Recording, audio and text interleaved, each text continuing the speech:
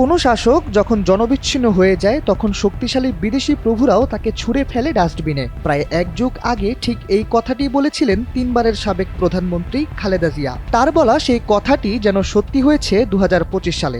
বাংলাদেশে দীর্ঘ ১৬ বছরের স্বৈরাচারী শাসনের অবসান হয় গত বছর ৫ আগস্ট। ছাত্র জনতার তীব্র আন্দোলনের মুখে ভারতে পালিয়ে যেতে বাধ্য হন সাবেক প্রধানমন্ত্রী শেখ হাসিনা। এরপর ভারত যে খুব সুবিধাজনক স্থানে আছে তা বলার উপায় নেই। চলতি বছর নভেম্বরে আন্তর্জাতিক অপরাধ ট্রাইব্যুনালে যখন শেখ হাসিনার মৃত্যুদণ্ডের রায় ঘোষণা হয় তখন নয়াদিল্লি বিবৃতির দেয় বাংলাদেশের জনগণের সর্বোত্তম স্বার্থের প্রতি তারা প্রতিশ্রুতিবদ্ধ এবং সবসময় সেই লক্ষ্য পূরণের জন্য সংশ্লিষ্ট সকল পক্ষের সঙ্গে গঠনমূলকভাবে যোগাযোগ রাখবে।